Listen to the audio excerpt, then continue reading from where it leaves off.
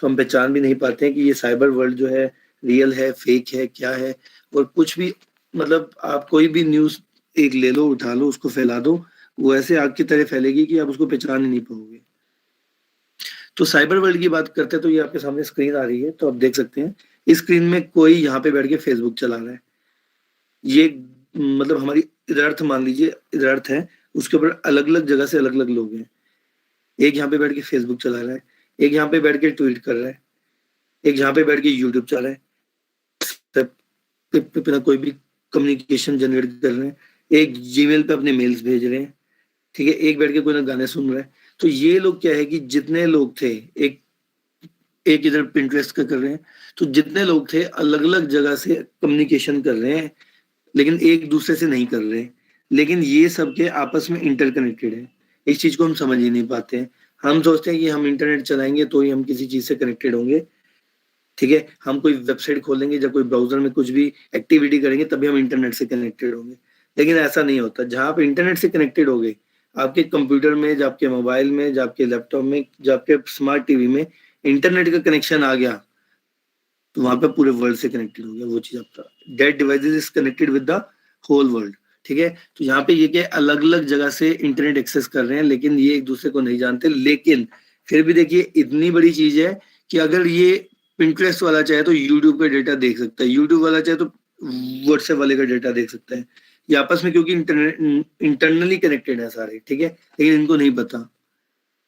कोई मतलब एक एंड पे बैठा है, कोई दूसरे एंड पे बैठा है, बहुत दूरी पे बैठे हैं दोनों, लेकिन आपस में इंटरकनेक्टेड होने के करके इनका system as a networking mode पे काम कर रहा है, क्योंकि ये क्या है, एक इंटरनेट क्या है, एक जाल है नेटवर्किंग का, जहाँ पे दुनिया जहान के सारे कंप्यूटर आपस में कनेक्टेड है। तो इसको अब हम कैसे चेक करेंगे, तो मैं आपको दिखाता हूँ। एक मिनट में स्क्रीन शेयर कर लेता हूँ फुल व्यू में। आप लोगों की बस स्क्रीन आ रही है? No sir. No sir. No sir.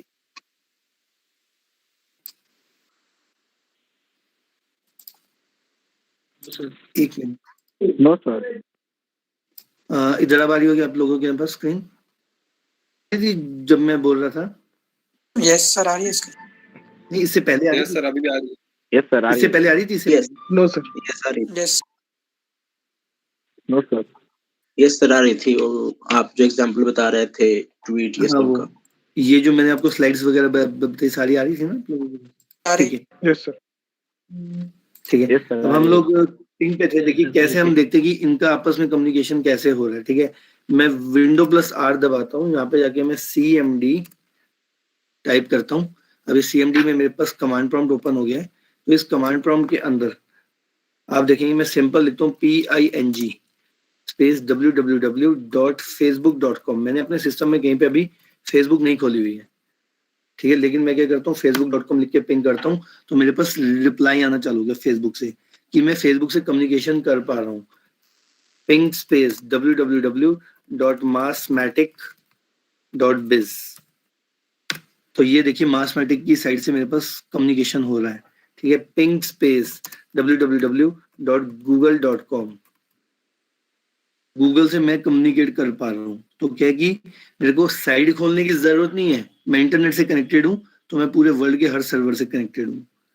तो मैं आप यहाँ पे देख रहे होंगे मैंने 3 साइट्स को पिंग किया, मासमेटिक की साइड को एंड google.com की साइड को एंड फेसबुक की साइड को।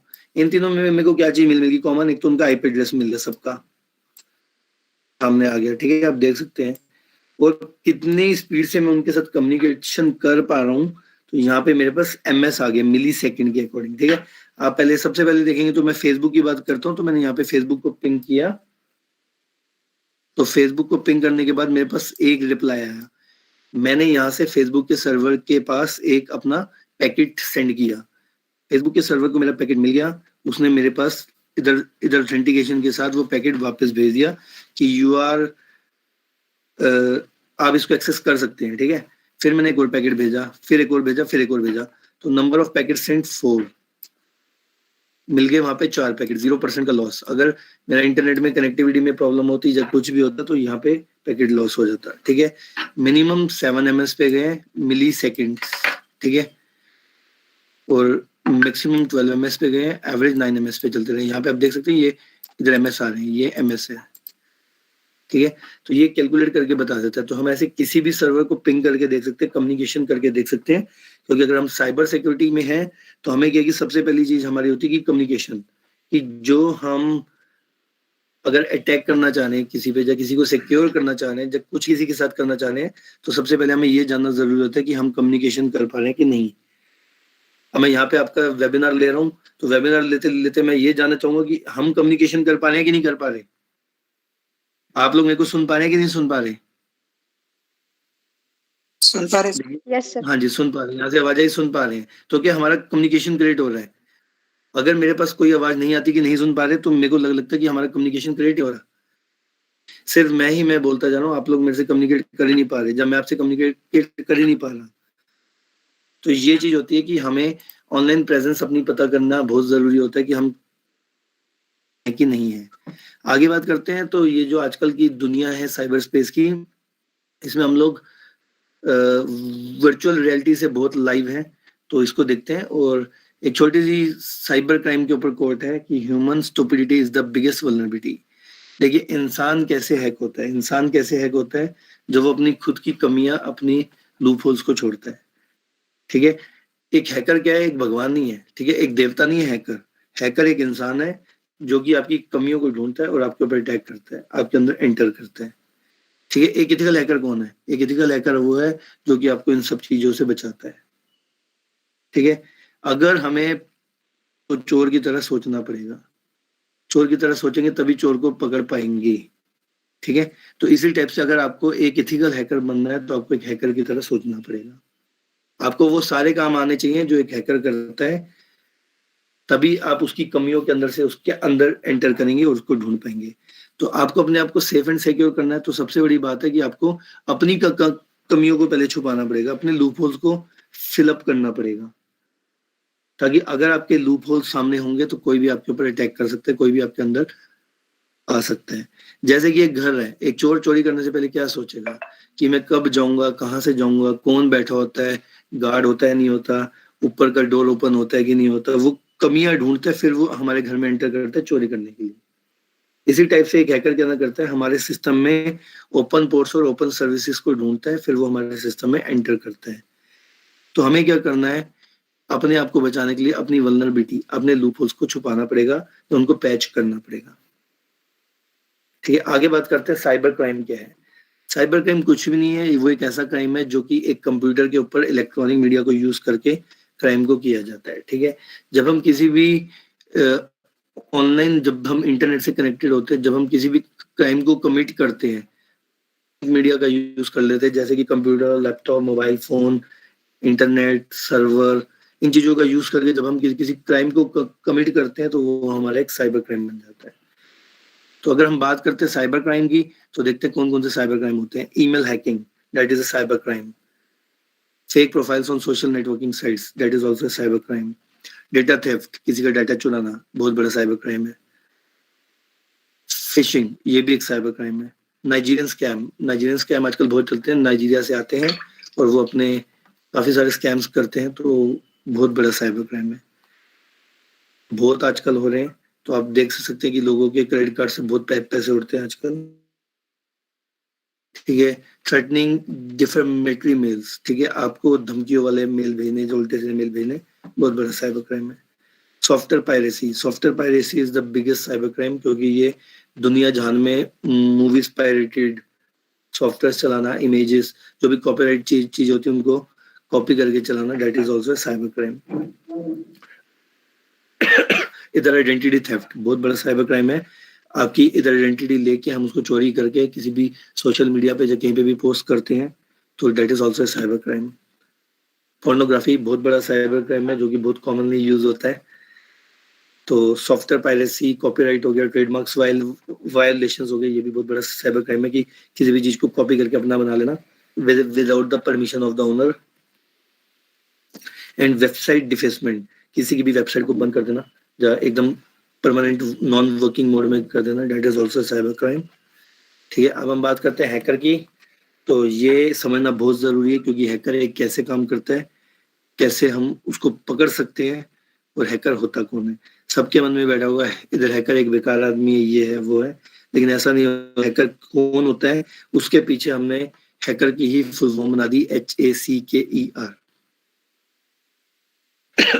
अगर हम एच से बात करते हैं तो हाइड आईपी, इतनी पावर होती है कि वो अपनी आईपी को छुपा सकता है। ऐसी चीज होती है जिसके द्वारा हम किसी को कहीं पे भी ट्रैक कर सकते हैं। अगर मैं आज इंडिया में बैठा हूं तो आप मेरी आईपी से समझ सकते हैं कि मैं आज इंडिया से कर रहा हूं, किस लोकेशन से प्रॉपर लैटिट्यूड लॉन्गिट्यूड उठा के आप मेरे तक पहुंच सकते हैं कि मैं कहाँ से इंटरनेट चला रहा हूँ। ठीक है, तो एक हैकर के पास इतनी पावर होती है कि वो अपनी आईपी को छुपा सकता है। तो अगर आप एक इथिकल हैकर बन रहे हैं या एक साइबर सिक्योरिटी एक्सपर्ट बन रहे हैं तो आपके पास भी पावर होनी चाहिए कि आप उसकी रियल आईपी को फाउंड कर सकें। ठीक है, आगे बात करते हैं हम ए से एम विक्टिम। एक हैकर का सबसे बड़ा टारगेट क्या होता है कि कोई एक मतलब टारगेट हो उसके पास। ठीक है, क्योंकि एक हैकर ऐसे तुम्हें बैठ नहीं जाएगा उठा के इधर टैग मारता रहे उधर टैग मारता रहे, उसको चाहिए एक एम। ठीक है, कि एक उसको चाहिए टारगेट, टारगेट के ऊपर अटैक करेगा, अदरवाइज उसके पास कोई ऐसा काम नहीं है। सी से होता है क्रैक एनक्रिप्ट। ठीक है, एनक्रिप्शन एक ऐसा प्रोसेस होता है जब हम किसी को भी कोई डेटा सेंड करते हैं तो वो डेटा हमारा एनक्रिप्टेड मोड में जाता है। एनक्रिप्टेड क्या हो गया, एक एल्गोरिथम होता है यूज पीछे जिसको हम लोग बोलते हैं हैश वैल्यूज। ठीक है, उस एल्गोरिथम के साथ हमारा डेटा ट्रेवल करता है, क्योंकि अदरवाइज क्या है कि हमारा डेटा यहाँ से चल रहा है। मैंने आपको कोई भी मैसेज भेजा, जब मैं आपको जो भी बता रहा हूँ वॉइस कॉल्स के थ्रू जा रहा है, वॉइस ओवर इंटरनेट प्रोटोकॉल। ठीक है, हम जो भी गूगल मीट पे आज यहाँ पे इकट्ठे हुए हैं तो हम लोग क्या कर रहे हैं, वॉइस कॉलिंग कर रहे हैं, voice over the internet protocol. तो इसमें क्या है कि हमारा जितना डेटा है, मेरे पैकेट्स जितने सेंड हो रहे हैं मेरी वॉइस के, तो कोई भी बीच में इसको इधर ब्रीच करके मेरे डाटा उठा सकता है, पैकेट उठा सकता है, हमारी कन्वर्सेशन उठा सकता है, हमारा डाटा उठा सकता है। ठीक है, तो इसमें क्या है कि हर कंपनी ने आजकल क्या कर दिया, एनक्रिप्शन लगा दी हर चीज पे। आपने देखा होगा व्हाट्सएप के ऊपर भी स्टार्ट आ गया, ऊपर लिख के आता है end to end encryption 128 bit encryption started. तो ये क्या कि हम किसी को भी जब भी कोई डेटा भेजते हैं, कोई भी मैसेज भेजते हैं, या कोई भी फाइल भेजते हैं, या कोई भी वेब कॉल करते हैं, या नॉर्मल कॉल करते हैं, तो वो एनक्रिप्टेड कॉल होती है, एनक्रिप्टेड मैसेज होते हैं। ताकि क्या है कि हमारा डेटा जब ट्रैवल करके जा रहा है, कोई बीच में उसको ब्रीच करना चाहता है, अगर ब्रीच भी करने की कोशिश करता है तो वो ब्रीच नहीं कर पाता, क्योंकि वो पैकेट तो ब्रीच कर लेता है लेकिन उस पैकेट को खोल नहीं पाता। क्यों नहीं खोल पाता, क्योंकि वो जो पैकेट्स होते हैं वो एनक्रिप्टेड फॉर्म में होते हैं। जब तक उसको वो डिक्रिप्ट नहीं करेगा तो वो उसको देख नहीं पाता, पढ़ नहीं पाता, सुन नहीं पाता। तो इसलिए एक हैकर के पास इतनी पावर भी होती है कि वो इन पैकेट्स को क्रैक कर सकता है, एनक्रिप्टेड पैकेट्स को क्रैक कर सकता है, मतलब डिक्रिप्ट कर सकता है। तो इसलिए इसको दिया है सी से क्रैक एनक्रिप्ट। इतने में आप लोगों को कोई डाउट तो नहीं है? No sir. ठीक है, नो सर। आगे हम बात करते हैं किल फायरवॉल। के से किल फायरवॉल। फायरवॉल क्या चीज होती है? देखिए, आप सब मतलब कॉलेज के स्टूडेंट्स हैं तो आप लोग जानते होंगे फायरवॉल एक बहुत ही कॉमन वर्ड है यूज होने वाला। फायरवॉल होती है, व्हाट इज फायरवॉल? क्या चीज होती है? आप में से कोई जानता है फायरवॉल क्या होती है? What is firewall? Sir safety के लिए रहता है। अगर हमने कुछ भी क्यूआर कोड वगैरह डाला तो हमारा फायरवॉल के इस साइड से रहता है, एंड सामने से अगर मतलब किसी ने अटैक किया तो हमारा फायरवॉल उसे डिफेंड करता है। ठीक है, काफी हद तक ठीक आंसर दिया, लेकिन थोड़ा सा मैं ब्रीफ करके समझा देता हूँ फायरवॉल क्या होता है। फायरवॉल देखिए, हमारे कंप्यूटर के अंदर हार्डवेयर और सॉफ्टवेयर बेस से दोनों से काम करता है। हार्डवेयर फायरवॉल्स भी होती है और सॉफ्टवेयर फायरवॉल भी होती है। तो हमारी जो ऑपरेटिंग सिस्टम होता है, विंडोज चलाते हैं हम लोग, उसके अंदर इनबिल्ट आती है फायरवॉल। ठीक है, तो फायरवॉल का काम क्या होता है? देखिए, अब हम जब इंटरनेट से कनेक्टेड हो जाते हैं तो हम पूरे वर्ल्ड से कनेक्टेड हो गए पीछे, तो पूरे वर्ल्ड से जब कनेक्टेड हो गए तो कहीं से कोई भी कुछ भी भेज सकता है उठा के हमारे पास। ठीक है, तो अगर भेज देगा तो हमारे सिस्टम में एंटर कर जाएगा, तो रोज ही वायरस से हमारा सिस्टम खराब हो जाएगा। तो हमारे सिस्टम में क्या होता है, एक फायरवॉल नाम की चीज होती है। तो वो क्या करती है, वो फिल्ट्रेशन का काम करती है। जितने पैकेट्स हमारे सिस्टम में आते हैं उनको स्कैन करती है, फिल्टर करती है, फिर हम तक भेजती है। लेकिन ऐसा नहीं होता कि कई बार हमारे सिस्टम में फिर भी वायरस आ जाता है। क्यों आ जाता है, इसका एक बहुत अच्छा एग्जांपल देता हूँ। आप लोग अपने घर पे सब चाय तो बनाते होंगे। जब आप चाय बनाते हैं तो आप क्या करते हैं, चाय को चाय पत्ती छानते हैं उसको पहले छन्नी से। ठीक है, तो क्या होता है, लिक्विड पार्ट जो होता है आपके ग्लास में आता है और चाय पत्ती आपकी छन्नी में रह जाती है। लेकिन फिर भी क्या होता है कि अगर कोई बारीक चाय पत्ती होती है तो वो भी आपके छन्नी को क्रॉस करके आपकी चाय के अंदर आ जाती है। तो जब हमारे इंटरनेट पे ट्रैफिक आता है, अलग अलग जगह से अलग अलग चीजें आती हैं, तो जितना मेन कंटेंट होता है उसको तो फायरवॉल रोक लेती है, लेकिन फिर भी कुछ वायरसेस, कुछ ट्रोजन, कुछ मालवेयर, कुछ हॉर्सेस, कुछ वॉर्म्स ऐसे होते हैं जो कि हमारे सिस्टम में एंटर कर जाते हैं, उनको हम नहीं रोक पाते।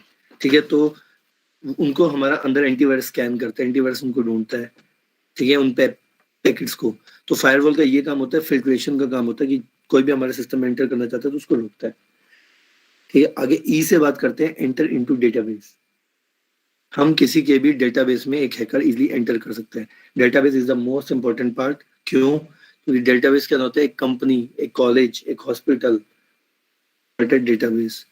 अगर मैं एक हॉस्पिटल में गया, वहां पे मैंने अपना कोई भी टेस्ट कराया, मैं 2 महीने बाद जाऊंगा, मैंने कहूंगा जी मेरा नाम ये है, मेरा फोन नंबर ये है, तो उनके पास अगर मेरे रिकॉर्ड्स ही फाउंड नहीं करेंगे तो उस कंपनी की रेपो बिल्कुल जीरो है।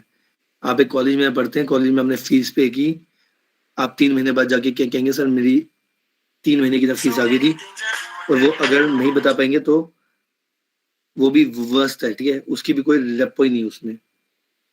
ठीक है, तो ये क्या होता है कि किसी के भी डेटाबेस में जब हम एंटर कर जाते हैं तो क्या है कि उसका database is the most important thing. ठीक है, आगे आ गया रिटर्न एनोनिमस।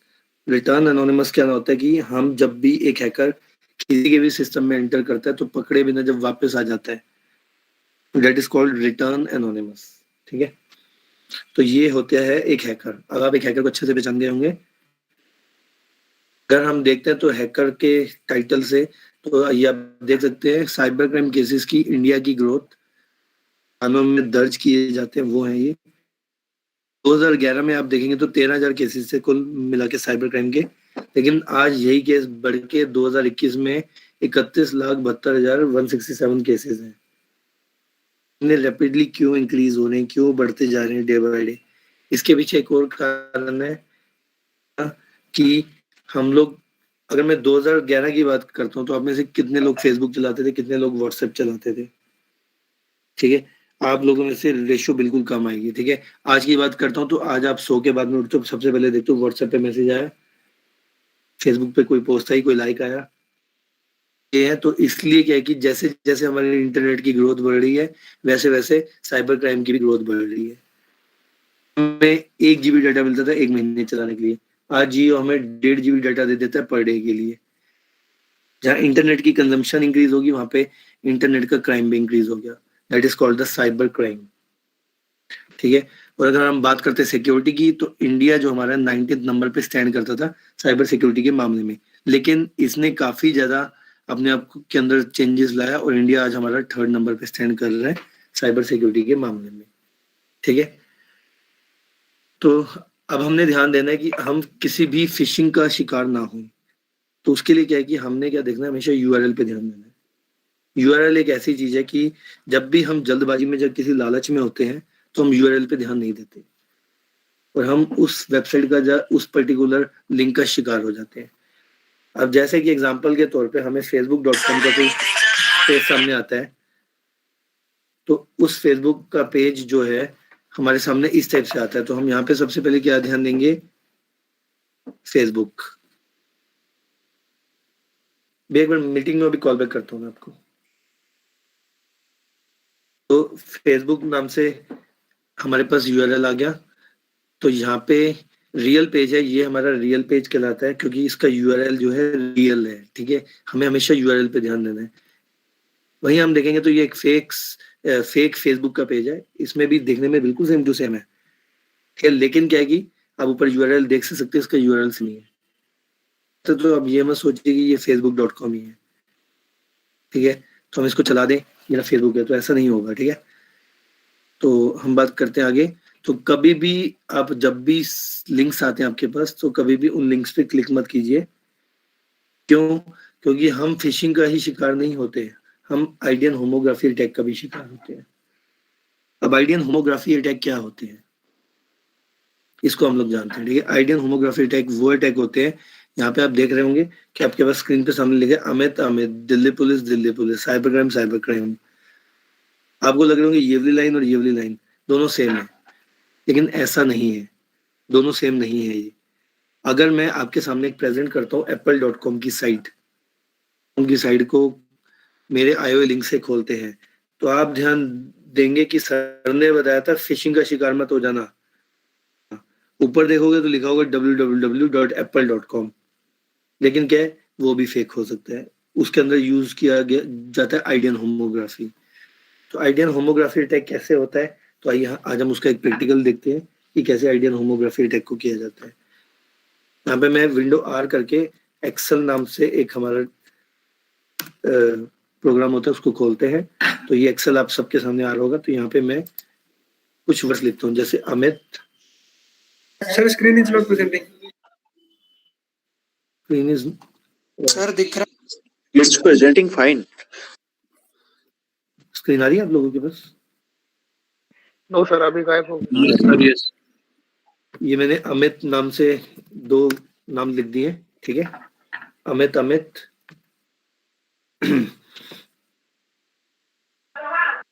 विकास, ठीक है। तो मैंने 2 नाम लिख दिए, विकास और अमित, ठीक है। अब हमको इनको जानना है कि ये दोनों सेम है कि नहीं है। तो क्या करेंगे, हम एक फॉर्मूला लगाते हैं सिंपल सा, इक्वल्स टू दिस, ठीक है। इधर है 7 इक्वल्स टू I7। यहाँ पे इसने कह दिया ट्रू, इसमें भी यही सेम लगाते हैं, दिस इक्वल्स टू दिस, ठीक है। तो इसने भी कह दिया, ओ सॉरी,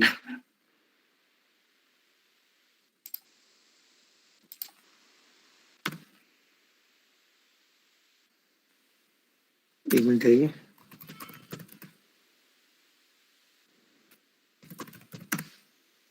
ठीक है।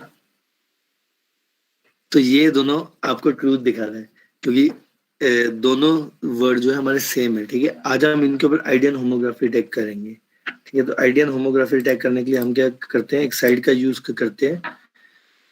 हम क्या आइडियन होमोग्राफी करेंगे, यहाँ पे हम गए इस साइड पे, यहाँ पे जाके हमने लिखा अमित, ठीक है। अब देखिए साइरिलिक में, ग्रीक में, इधर इटालियन में हर वर्ड की एक वैल्यू होती है। जैसे हमने AMIT लिखा, आ रही होगी मेरे ख्याल से सबके बाद, मैंने जूम कर दिया। तो AMIT लिखते कितने क्या कि A कितनी सारी वैल्यूज आ गई, M की इतनी आ गई, I की इतनी, T की इतनी, ठीक है। अब A की मैं वैल्यू 430 सिलेक्ट कर लेता हूँ इधर से, ठीक है।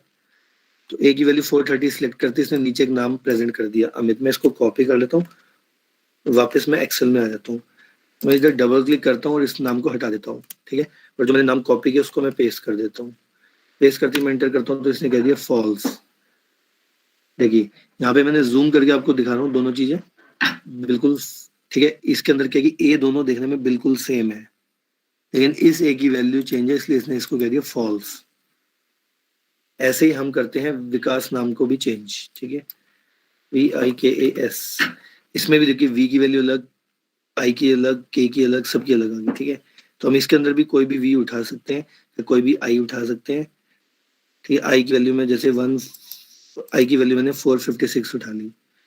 तो अब नीचे देख रहे हैं ये विकास लिख के आ गया, तो मैं इसको कॉपी करूंगा, खाली इसको, ठीक है। कॉपी करके वापस चलूंगा और यहाँ पे भी मैंने वही सेम प्रोसेस किया, इसको हटाऊंगा। हटाने के बाद फिर नया पेस्ट करता हूँ तो यहाँ पे भी फॉल्स होगी। देखने में दोनों चीजें हमारी सेम है, ठीक है। तो ये कहलाते हैं आइडियन होमोग्राफी अटैक। लेकिन ये लिंक मेरे पास आया था, मैंने कॉपी पेस्ट किया तो मेरे को ये दिखा रहा है कि ये सेम है। अब मैं इसको हटा के अगर मैनुअली टाइप करता हूँ VIKAS, तो मैं रीडायरेक्ट हो गया जेन्युइन पे।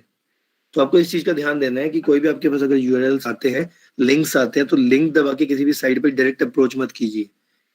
क्यों? क्योंकि हो सकता है वो एक अटैकर ने लिंक जनरेट करके भेजा कि आपको एक लालच दिखाओ। मैं एक लाइव केस आपको सुना देता हूँ। मेरे पास जो आया था, एक वेबसाइट थी apple.com की, क्लोन की गई, ठीक है। उसके ऊपर एप्पल की सेल लगाएगी कि एप्पल का फोन आज 10,000 रुपीज में मिल रहा है। तो लोगों ने क्या किया, फटाफट से उसको पेमेंट की और 10-10 हजार रुपए दे दी कि हमें 10,000 रुपए में एप्पल का फोन मिल जाएगा। उसके बाद वो केस मेरे पास आया था, उसके अंदर आइडियन होमोग्राफी को यूज किया गया था। अब जब हम डोमेन बुक करते हैं तो हमने www.apple.com लिख के अगर डोमेन परचेज करना चाहेंगे तो apple.com इज ऑलरेडी टेकन। हमें बताएगा कि ये तो ऑलरेडी बिका हुआ है डोमेन नेम, आप apple.com नाम से डोमेन नहीं परचेज कर सकते। लेकिन वहां पे मेरे को क्या करना पड़ेगा, एप्पल का ए चेंज करके, अगर मैं आइडियन होमोग्राफी अटैक लगा के एप्पल का ए चेंज करके डोमेन बुक करूंगा तो मेरा apple.com नाम से डोमेन बुक हो जाएगा। देखिए कैसे होगा, यहाँ पे मेरे को जैसे किसी को भी सर्च करना है, मेरे को apple.com को सर्च करना है। जब मैं पूरा भी लिख सकता हूँ, जब मैं apple.com भी, www.apple.com भी लिख सकता हूँ। अब जब मैंने apple.com लिखा तो मैंने यहाँ पे जाके ए की वैल्यू सिंपल सी 430 ले ली, ठीक है। अब जब ये मैंने ले ली तो यहाँ पे देखिए www.apple.com मेरा बन गया। यहाँ पे मैं इसको सबमिट करता हूँ। सबमिट करते ही नीचे आप देखेंगे यहाँ पे इसने मेरे को ये लिंक बना दिया, ठीक है। अब ये जो मैं है वर्ड, इसको मैं डालूंगा सर्च करने में और मेरा डोमेन बुक हो जाएगा, और जो मेरा डोमेन दिखाई देगा वो दिखाई देगा apple.com का। करना करते हैं आइडियन होमोग्राफी इधर टैग को यूज करके डोमेन बुक कर लेते हैं। अब उस केस में क्या किया उन्होंने कि एप्पल की क्लोन साइट बना दी, पेमेंट गेटवे अपना लगा दिया और एक स्कीम चला दी कि 10,000 रुपीज में आपको एप्पल का फोन मिल रहा है। रुपीज में आपको एप्पल का फोन मिल रहा है, तो 10,000 रुपीज में आपको एप्पल का जब फोन मिल रहा है तो एप्पल का फोन तो हर कोई लेने के लिए भागेगा। अब जब एप्पल का फोन हर कोई लेने के लिए भागेगा तो लोगों ने क्या किया, एप्पल के फोन के लिए रिक्वेस्ट डाली और पेमेंट कर दी। और जब उनके पास फोन नहीं पहुंचा तो उन्होंने कहा ये क्या हुआ, तो उन्होंने कंप्लेंट करी। तो हमने जब उसको स्कैन किया, ढूंढा, तो हमें पता चला ये तो आइडियन होमोग्राफी है, साइड का क्लोन किया। और वहीं पे अगर आपको ये स्कीम मिल रही थी, अगर आप www.apple.com खुद अपने हाथ से मैनुअली टाइप कर लेते तो आप जेन्युइन साइट पे रीडायरेक्ट होते। आपने लिंक पे क्लिक किया, लिंक खुल गया, ऊपर यूआरएल भी एप्पल का है, साइट भी एप्पल की है, आप उसके शिकार हो गए। तो फिशिंग तो लोग कर जाते हैं, फिशिंग तो एक कॉमन अटैक है जो कि लोग उसके झांसे में आते हैं, लेकिन ये एप्पल वाला आइडियन होमोग्राफी अटैक ये कॉमन अटैक नहीं है। हो सकता है आप लोग इस चीज से अवेयर ना हो, तो इसलिए मैंने आज आपको बताया था कि आप बिल्कुल अवेयर हो जाए इस चीज से। तो बिल्कुल अवेयर होकर आप इस चीज से अपने आप को सेव कर सके, बचा सके। क्लियर है आप लोगों को? कोई डाउट तो नहीं है इतने में? सर तो इसमें विक्टिम पकड़ाएगा कैसे? देखिए वो तो एक साइबर सिक्योरिटी एक्सपर्ट का काम है, वो एक इन्वेस्टिगेशन ऑफिसर का काम है। विक्टिम कैसे पकड़ा जाएगा? यहाँ पे हम जो वेबिनार ले रहे हैं ये हम आपको बेसिक अवेयरनेस दे रहे हैं, बेसिक नॉलेज दे रहे हैं। तो अगर आप डीप में इस चीज को जानना चाहते हैं कैसे हुआ, मतलब कैसे उसको किया, तो वो इन्वेस्टिगेशन का प्रोसेस है। हमने किस तरह से इन्वेस्टिगेशन किया, मतलब क्या क्या चीजें ढूंढी, कैसे हमारा रियल यूआरएल सामने आया हमारे सामने, तो वो आपको उसके लिए जब तो नॉलेज होनी चाहिए, जब आपने कोर्स किया हो, जब आगे कोर्स करना चाहे तभी आपको मालूम हो पाएगा उस चीज के बारे में। आपकी क्वालिफिकेशन क्या है?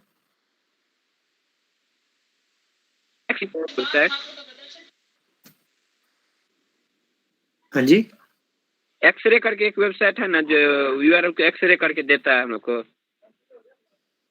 हाँ बताइए। नहीं मैं कह रहा हूँ आपकी क्वालिफिकेशन वो क्या ये है? मतलब ऐसा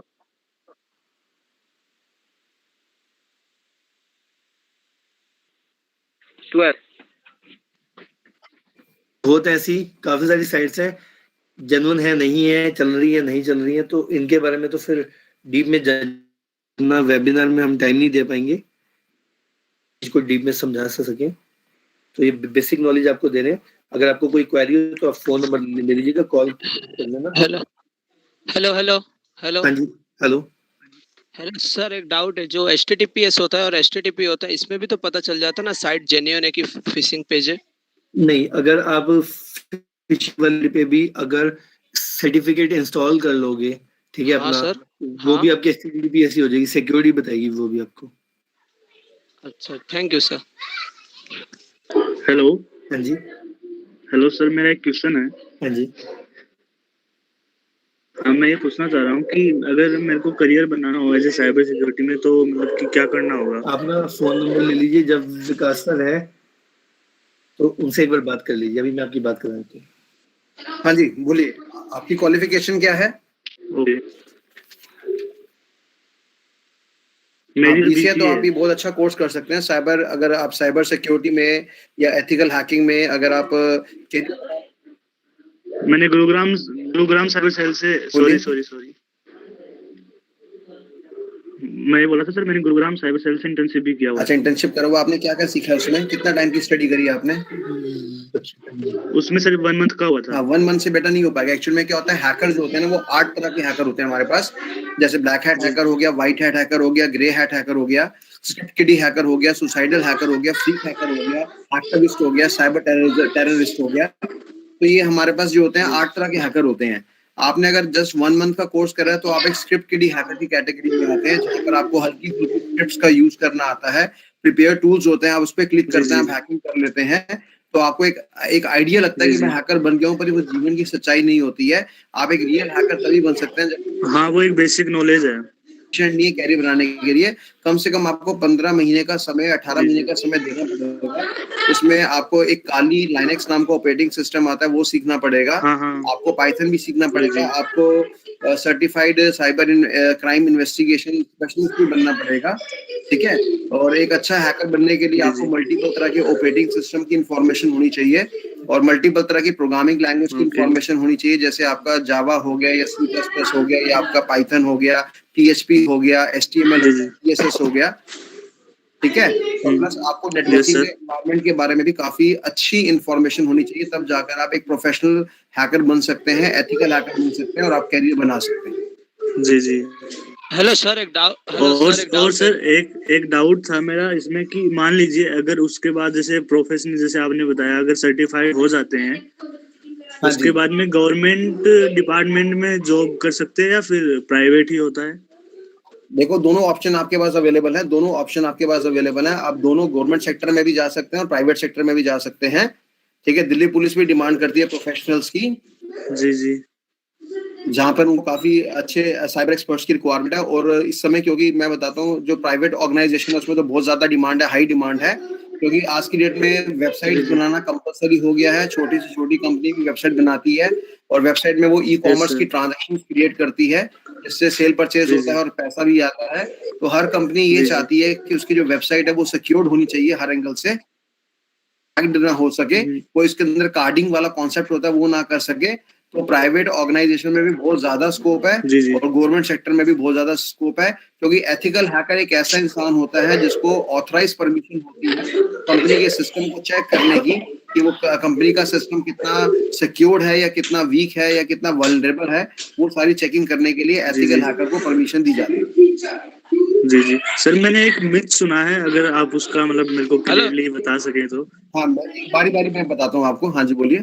हाँ, मैंने इसके बारे में एक मिथ सुना है कि गवर्नमेंट में क्या है कि एजेंसीज में बस ज्यादा रिक्वायरमेंट नहीं होती है, प्राइवेट में ज्यादा होती है, तो ये सही है बात? नहीं, अभी जो आपको सर ने एग्जांपल दिया है कि सन 2011 में 13,000 केसेस थे और अभी 2021 में 31 लाख केसेस हो गए हैं, तो उनको सॉल्व करने के लिए तो प्रोफेशनल्स रिक्वायर्ड हैं। जी जी। तो ये मिथ तो है नहीं किसी भी एंगल से। गवर्नमेंट वेबसाइट्स भी उतनी ही सिक्योर्ड होनी चाहिए जितनी प्राइवेट होनी चाहिए। कोई भी वेबसाइट अगर सिक्योर्ड नहीं होगी तो उसमें रिलायबिलिटी स्टेटस खत्म हो जाएगा, इसलिए वो तो डिमांड बहुत ज्यादा रहेगी। मैं दूसरे बच्चे का सवाल सुनना चाहूंगा। Thank you sir, thank you. हाँ जी। Hello sir. हाँ जी, बोलिए। हेलो सर, एक डाउट है सर, ये जो अपने कंपनी जो एग्जाम कंडक्ट करता है, सिस्टम प्लस, पेंट्रियस प्लस, नेटवर्क प्लस, इसका कोई रोल प्ले होता है साइबर सिक्योरिटी? देखिए, इसको कॉम्शिया कहते हैं। तो कॉम्शिया के जो एग्जाम्स होते हैं सर्टिफिकेशन लेवल के लिए अच्छे होते हैं, पर जहां तक नॉलेज का लेवल होता है वो थोड़ा सा कमजोर होता है। उसमें थ्योरेटिकल बैकग्राउंड ज्यादा होता है और प्रैक्टिकल बैकग्राउंड कम होता है। तो इस लाइन में अगर आपको काम करना है या करियर बनाना है या फ्यूचर बनाना है तो आपको प्रैक्टिकली बहुत बहुत बहुत ज्यादा स्ट्रांग होने की रिक्वायरमेंट है। और सर, इसी काउंसिल जो एग्जाम कंडक्ट करता है सर्टिफाइड एथिकल हैकर का, जो वर्जन 11 है इस बार, हाँ जी, उसमें क्या होता है सर? उसमें भी बहुत कुछ होता है, पर इनफैक्ट वो 1 महीने में 1.5 महीने में खत्म हो जाता है। तो उसको करके आपको सर्टिफिकेशन वैल्यू तो मिल जाती है, पर नॉलेज वैल्यू नहीं मिल पाती है। और इसके लिए मैं अमित सर को बोलूंगा कि आपको इन्फॉर्मेशन दे। और सर, हाँ सर, एक ये डाउट था। हाँ। और जो सर, एक मिनट, ये जो CH का एग्जाम है, जैसे कि आप कहीं से भी एच करते हैं, देखिए इसके लिए प्रोमेट्रिक सेंटर्स होते हैं CH के लिए, सर्टिफाइड एथिकल हैकर, जो इसी काउंसिल से करवाते हैं। हाँ सर। तो CH के एग्जाम में क्या होता है, इसके अंदर 70% थ्योरी होती है और 30% प्रैक्टिकल होता है। और सर, जो इसके जो लैब मैनुअल्स होते हैं उसमें क्या करना होता है? हाँ, लैब मैनुअल्स में ही बता रहा हूँ। तो हमने क्या किए, इसी कोर्स को रीडिजाइन करके CH को हमने क्या किया, इसमें 70 to 80% हमने प्रैक्टिकल क्रिएट कर दिया और हमने मतलब 20 से 25% थ्योरी कर दी उसमें हमने, ताकि हमने क्या किया उसके अंदर भी प्रैक्टिकल्स बना दी, ताकि प्रैक्टिकली आप जितने स्ट्रांग होंगे उतना आप थ्योरेटिकली नहीं कर पाएंगे काम। तो हमने इसके अंदर भी सारा प्रैक्टिकल इंक्रीज किया है। पर सर ऐसे साइबर एनालिसिस तो अपने ज्यादातर थियरी पे वर्क करते हैं कि या तो प्रैक्टिकल पे? देखिए, अगर आप मार्केट की बात करते हैं, अगर आप किसी भी कंपनी में, चाहे वो कॉर्पोरेट हो, गवर्नमेंट का हो, चाहे प्राइवेट हो, कहीं पे भी अगर आप जॉब करने जाते हैं तो आपको प्रैक्टिकल नॉलेज को पूछा जाता है, थ्योरेटिकल नॉलेज को नहीं। यानी सर स्किल हाँ, स्किल्स की ज्यादा यूज होती है क्योंकि आपका इंटरव्यू लेवल तक तो जस्ट एक थ्योरेटिकल नॉलेज चल जाती है, लेकिन इंटरव्यू के बाद जब आपको काम करना पड़ता है प्रैक्टिकली, तब आपकी थ्योरी काम नहीं आती उधर। तो वहाँ पे तो सर प्रैक्टिकली आता होगा तो ही आप कर पाएंगे काम को, अदरवाइज नहीं कर पाएंगे। तो सर कंप्यूटर इसमें कोई रोल प्ले नहीं करता ना साइबर सिक्योरिटी में? नहीं, खाली नेटवर्किंग तक का उसका जो इधर N+ है वहां तक का तो सफिशिएंट है, तो वो तो ठीक है समझ आता है, लेकिन उससे ऊपर कहीं पे उसका रोल नहीं है। यानी सर SLR TCP और IP मॉडल और OSI मॉडल ना? हाँ जी, OSI मॉडल जो TCP IP स्टैक हो गया, या फिर मैक्सिमम टू मैक्सिमम आप उसके बाद अगर टापते हैं तो आपका सिस्को का CCNA आ जाता है, तो उसके अंदर थोड़ा सा एडवांस हो जाता है। हाँ, सिस्को का CCNA। सर ऐसे सिस्को कंपनी का सर मेरा भी क्वेरी था। हाँ सर, हाँ जी बताइए। ऐसे जो सिस्को का जो होता है, जो ऑर्गेनाइजेशन है सिस्को नेटवर्किंग, हाँ जी, ऐसे सर उसका क्या रोल प्ले होता है हर फील्ड में उसका, यानी कोई ना कोई बेसिस में आ सिस्को जाता है? की डीप नेटवर्किंग होती है थोड़ी, तो जहाँ पे आप एक एथिकल हैकर बनने जा रहे हैं तो सबसे बड़ी चीज हाँ सर। कम्युनिकेशन आपके लिए, ठीक है। जब तक आप एक दूसरे से कम्युनिकेट नहीं कर पाएंगे, या एक दूसरे के अंदर एंटर करने के लिए क्या है, कम्युनिकेशन का बहुत बड़ा रोल होता है। तो मतलब एथिकल हैकिंग में कम्युनिकेशन का एक बहुत अच्छा रोल प्ले करता है, तो वो आपको डीप नॉलेज सिस्को दे सकता है अगर आप उसको पढ़े तो, ढंग से स्टडी करें तो। Okay, thank you sir. Thank you so much. Sir मेरा एक क्वेश्चन है। एक्चुअली सभी पार्टिसिपेंट से एक रिक्वेस्ट है कि टाइम को ध्यान में रखते हुए पहले हम लोग जो भी कंटेंट हमें सर पढ़ा रहे हैं उसे कंप्लीट कर, सेशन के एंड में क्वेश्चन आंसर्स राउंड को कंसीडर किया जाएगा। ठीक है, ओके मैम। देखिए आगे है हमारा okay ma'am. Never share OTPs to anybody. किसी से भी अपने OTPs शेयर ना कीजिए। तो ये तो आजकल सभी जानते हैं और सभी बोलते हैं, और इसको हमें फॉलो भी करना चाहिए, लेकिन फिर भी हम लोग कहीं ना कहीं चूक कर बैठते हैं और अपने OTPs शेयर कर देते हैं, ठीक है। देखिए एक मोबाइल फोन होता है, हम सोचते हैं कि हमारे हाथ में मोबाइल फोन है, we are safe and secure. हमने इसके ऊपर थंब लॉक लगाया हुआ है, पैटर्न लॉक लगाया हुआ है, कई तरह के लॉक लगाए हुए हैं, तो हम बिल्कुल सेफ एंड सिक्योर हैं। आप अपनी इमेजेस को भी इनफैक्ट अंदर की किसी प्राइवेट फोल्डर में छुपा देते हैं लॉक लगा के। आप सोचते हैं मैं बिल्कुल सेफ एंड सिक्योर हूँ, लेकिन ऐसा सोचना आपका बिल्कुल ही गलत है। खतरे में है आपका मोबाइल। क्यों? एक हैकर दो तरीकों से आपके मोबाइल फोन को हैक कर सकता है। एक होता है simple manual app installation with permission, एक होता है SMS app installation without permission, ठीक है। मैनुअली में क्या होता है, वो आपका फोन आपसे मांगेगा, आपने उसको अपना फोन दे दिया, ठीक है। जैसे कोई भी आपका फ्रेंड मांग लेता है, जो कोई भी मांग लेता है XYZ आपका फोन, आपने फोन दे दिया, विद इन 5 सेकंड्स आपका फोन हैक हो सकता है। एक सिंपल एप्लीकेशन इंस्टॉल होगी, और वो एप्लीकेशन क्या होती है, इंस्टॉल होकर आपके बूट सेक्टर में जाके इंस्टॉल हो जाती है। ये जी क्या होगी, विद परमिशन होगी, क्योंकि मैंने आपसे आपका फोन मांगा, आपने मेरे को अपना फोन दिया, मैंने विद इन 5 सेकंड उसके अंदर एक एप्लीकेशन इंस्टॉल करी, और उस एप्लीकेशन ने क्या किया, सारी परमिशंस अलाउ कर दी, और मेरे पास आपके फोन का एक्सेस आ गया पूरा का पूरा। तो that is called the manually app installation. एक होता है SMS। देखिए SMS वाली चीज बहुत बड़ी चीज होती है। आपके फोन पे, मेरे फोन से XYZ आपके फ्रेंड के फोन से एक मैसेज आएगा, भाई कहाँ पर है तू। तो आपने क्या कि उस मैसेज को रीड किया, सिर्फ उसके अंदर कोई लिंक नहीं है, कोई URL नहीं, कुछ नहीं है, आपने उस मैसेज को रीड किया, रीड करते आपका फोन हैक हो गया, ठीक है। उसमें क्या ना होता है कि बैकग्राउंड पे एक APK फाइल एक्सट्रैक्ट होती है, एक्सट्रैक्ट होने के बाद ऐसी स्क्रिप्टिंग करी गई है कि एक्सट्रैक्ट होती है, एक्सट्रैक्ट होकर वो आपके मास्टर बूट रिकॉर्ड के अंदर जाके सेव हो जाती है, और सेव होकर अपने आप को एग्जीक्यूट कर लेती है। एग्जीक्यूट करने के बाद जो आपका एंड्रॉयड प्लेटफॉर्म होता है उसके साथ ही वो ना जाके बैठ जाती है, ताकि आप अपना फोन फॉर्मेट भी करेंगे तो भी वो एप्लीकेशन हटेगी नहीं। और जहाँ पे आपको रूट लेवल प्रिविलेजेस मिल जाती हैं, तो वहां पे क्या होता है, रूट लेवल प्रिविलेजेस मिलने से आपकी सारी परमिशन अलाउ हो जाती है, कोई भी चीज आपको डिनाई नहीं होती।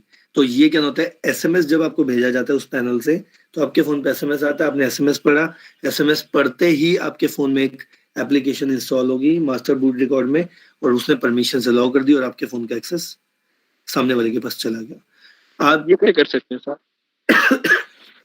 अब और भी चीजें नई आ गई, जैसे कि आप WhatsApp पे भी एक इमेज भेज दो, इमेज भेजते आपका फोन हैक हो जाएगा। सामने वाले ने इमेज खोल ली, phone hack.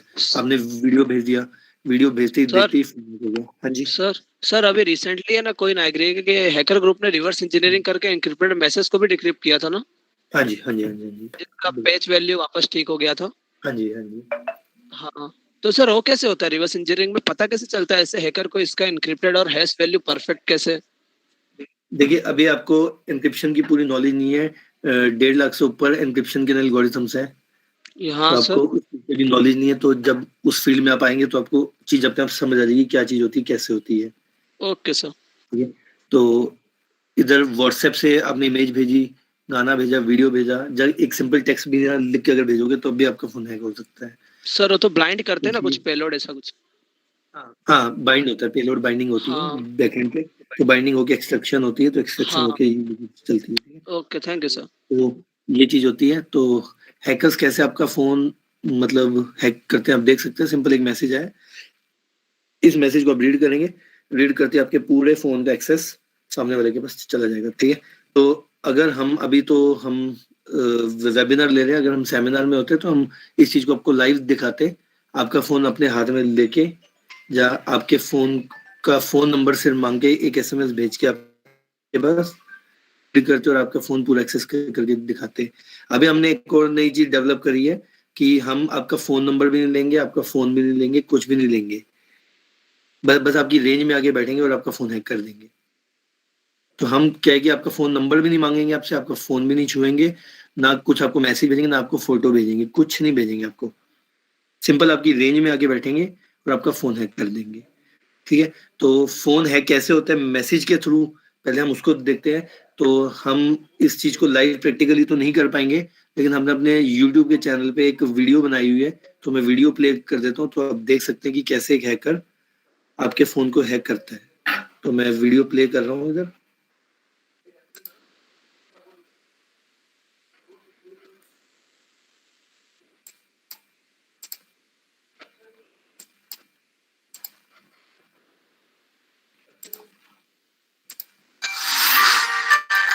Mathematics Cyber Forensic.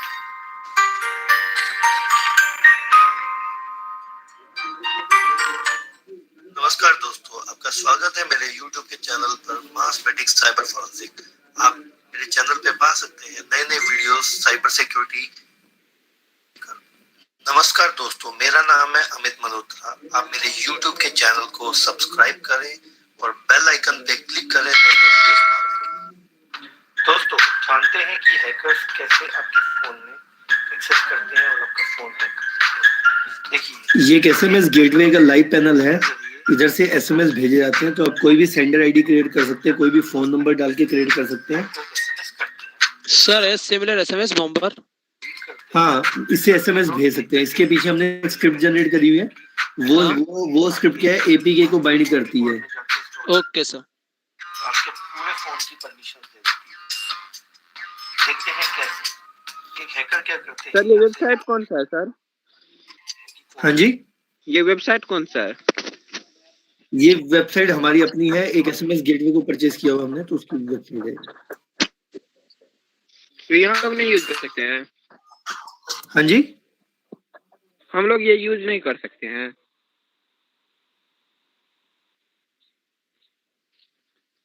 हम लोग ये यूज नहीं कर सकते क्या? हेलो,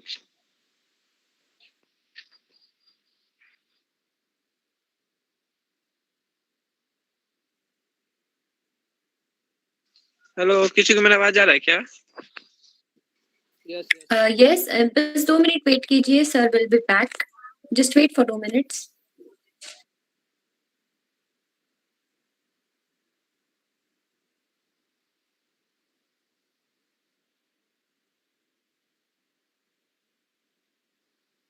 सर का नेटवर्क चला गया होगा।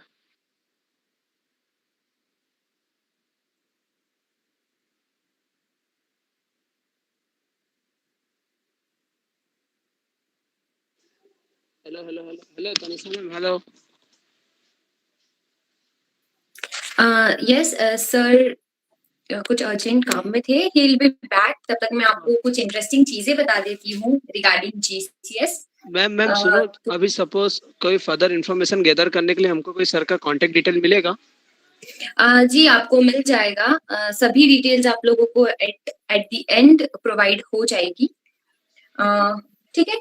और you, भी ma'am. सारे फैसिलिटीज, यस, और भी सारे फैसिलिटीज अवेलेबल है आप सभी लोगों के लिए।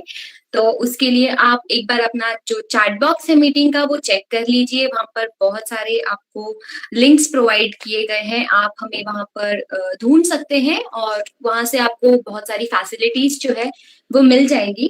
बहुत इंटरेस्टिंग सी चीजें आप लोगों के लिए है, CTF है। ओके, फिर से भेज दो। ओके, टेक्निकल टीम आपको फिर से जो है भेज देगी चैट बॉक्स पे सभी लिंक्स। ठीक है, तो मैं आपको एक रफ आइडिया दे दूं कि कौन से फैसिलिटीज हम लोग प्रोवाइड कर रहे हैं। All about cyber security. तो साइबर सिक्योरिटी रिलेटेड आपको बहुत सारे फैसिलिटीज अवेलेबल करवा रहे हैं हम लोग। We have our I library, जहां पर आपको साइबर सिक्योरिटी और बाकी टॉपिक्स रिलेटेड भी फ्री बुक्स जो है वो अवेलेबल होगी, जहां से आप बहुत सारा नॉलेज गेन कर सकते हैं। फॉरेंसिक टूल्स आप सभी लोगों के लिए हम लोग अवेलेबल करवा रहे हैं। ठीक है, तो फॉरेंसिक टूल्स है, CTF है, that is capture the flag. आप उसको उसके लेवल्स को क्रॉस कर सकते हैं, आप उन्हें रजिस्टर कर लीजिए। इंटर्नशिप्स हम लोग देते हैं, बहुत सारे कोर्सेज भी हम लोग प्रोवाइड कर रहे हैं। चैट बॉक्स पे आपको सारे डिटेल्स फिर से आ चुके हैं। अगर आपको और भी ज्यादा डिटेल्स या GCS काउंसिल को अगर आप और जानना चाहते हो तो आप हमें सभी लोगों को रिक्वेस्ट है कि आप लोग साइट पे विजिट कीजिए, सोशल मीडिया अकाउंट्स को स्क्रॉल करो, चेक करो, तो आपको in detail in depth knowledge मिल जाएगा कि जीनियस साइबर सिक्योरिटी क्या है। एक्चुअली यहाँ अगर आप कनेक्ट हो जाते हो GCS से तो आपका बहुत फायदा होने वाला है। आई गेस सभी लोग यहाँ पर स्टूडेंट्स हैं, तो फिर यहाँ पर सभी लोग तो इट्स वेरी इंपॉर्टेंट कि आप सभी लोगों को चीजें पता हो जाए। आई गेस अमित सर अभी अवेलेबल हो गए हैं, sir is back, so will continue the session. बाकी के डिटेल्स मैं आपको इन दी एंड बता दूंगी। Thank you. श्योर मैं चला रहा हूँ। सर मैं ये बताता, ये वेबसाइट हम लोग नहीं यूज कर सकते क्या? देखिए ये वेबसाइट क्या है कि आप लोगों को ना पैनल चाहिए होगा तो आप लोग हमें कांटेक्ट कर लीजिएगा, तो हम लोग बनवा देंगे आपको पैनल। तो आप पहले इसको समझ लीजिए, तो उसके बाद हम बताए थे आपको। देखते हैं कि एक हैकर क्या करते हैं, यहाँ से करते हैं कि कौन से रूट से रूट का जो टाइम होता है 9 AM to 9 PM होता है। कोई भी सेंडर आईडी बना सकते हैं, सेंडर आईडी की अप्रूवल आती है पीछे में। कोई भी सेंडर आईडी लिया और ये ICQMT लिया, किसके फोन पे भेजना है, फोन नंबर डाला,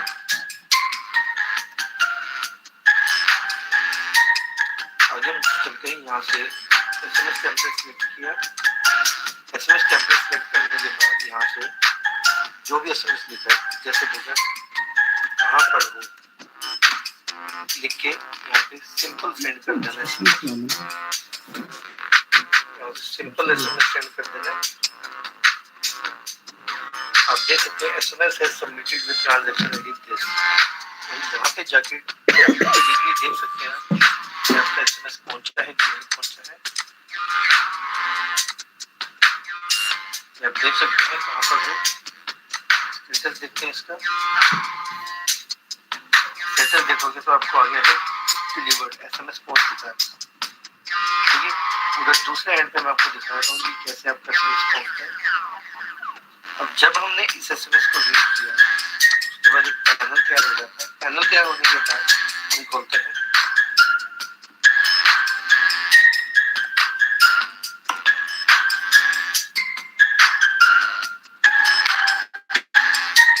यहाँ पे हमें एक आईडी डालनी होती है।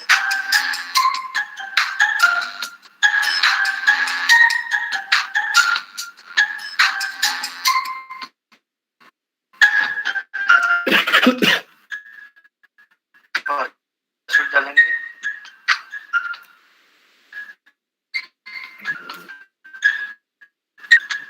काम करेंगे।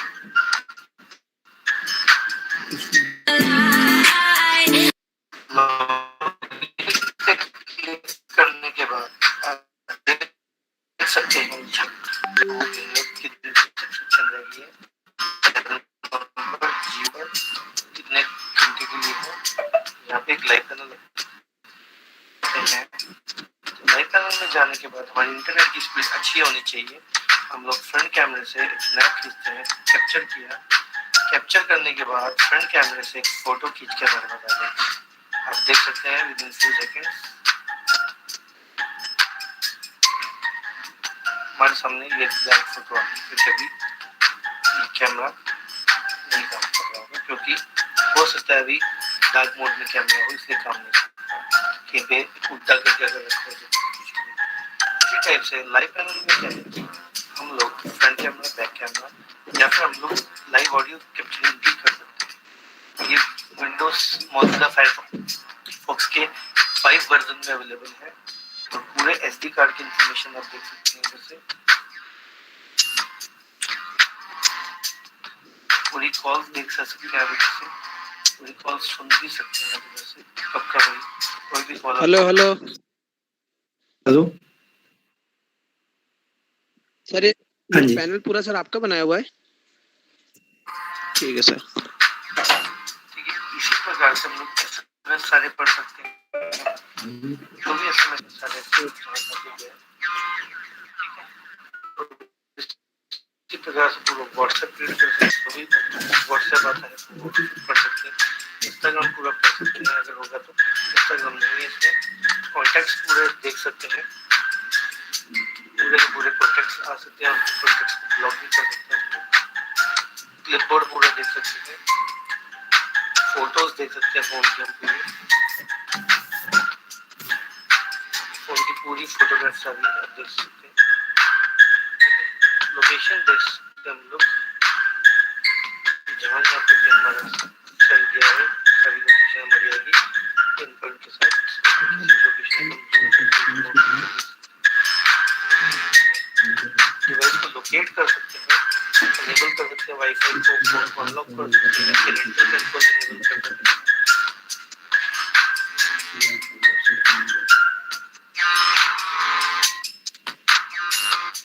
एक हैकर एक सिंपल ये एसएमएस भेज के आपकी इंस्टेंट लोकेशन मंगा सकता है, सिंपल ये एसएमएस भेज के आपकी इंस्टेंट फोटो खींच सकता है, सिंपल ये एसएमएस भेज के अपने फोन से आपका लाइव ऑडियो कैप्चर कर सकते हैं, सिंपल एसएमएस भेज के आपका वाईफाई को फोर्सफुली स्टार्ट कर सकता है, वाईफाई को स्टॉप कर सकता है फोर्सफुली, डिवाइस को 20 सेकंड्स के लिए अनलॉक कर सकता है, जीपीएस फोर्सफुली स्टार्ट कर सकता है, जीपीएस स्टॉप कर सकता है, मोबाइल डाटा ऑन और ऑफ कर सकता है, कैमरा ऑन और ऑफ कर सकता है। इवन आपका फोन अगर स्विच ऑफ होगा तो एसएमएस भेज के फोन भी स्टार्ट कर सकता है।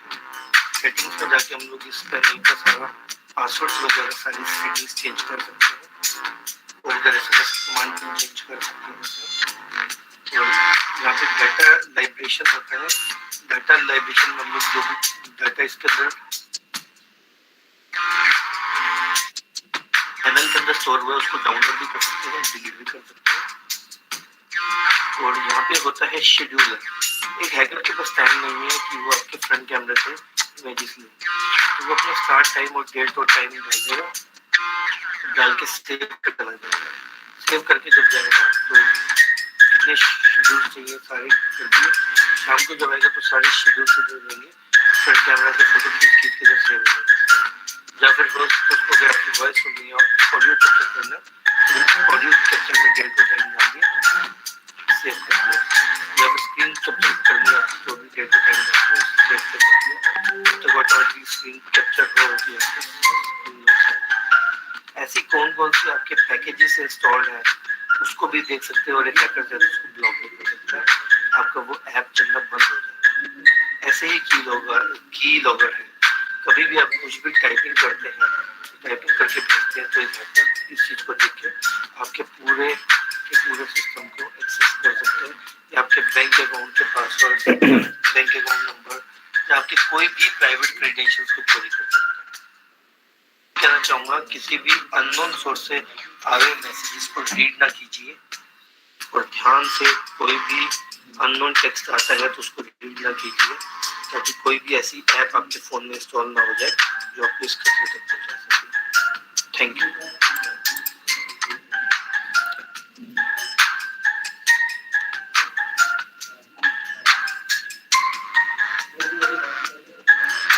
तो आपने ये देख लिया होगा, आप लोगों को समझ आ गई होगी चीज कि ये कैसे हमने किया, क्या किया।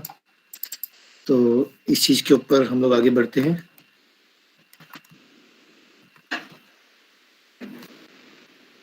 तो किसी को कोई इसके ऊपर डाउट तो नहीं होगा? हमको चाहिए, कैसे ले सकते हैं, ये डाउट है मुझे। हाँ जी, मुझे ये पैनल चाहिए, कैसे ले सकते हैं ये बताइए ना आप। पैनल के लिए एक बार आप हमें ना कांटेक्ट कर लीजिएगा, तो हम आपको पैनल ये ना प्रोवाइड करा देंगे।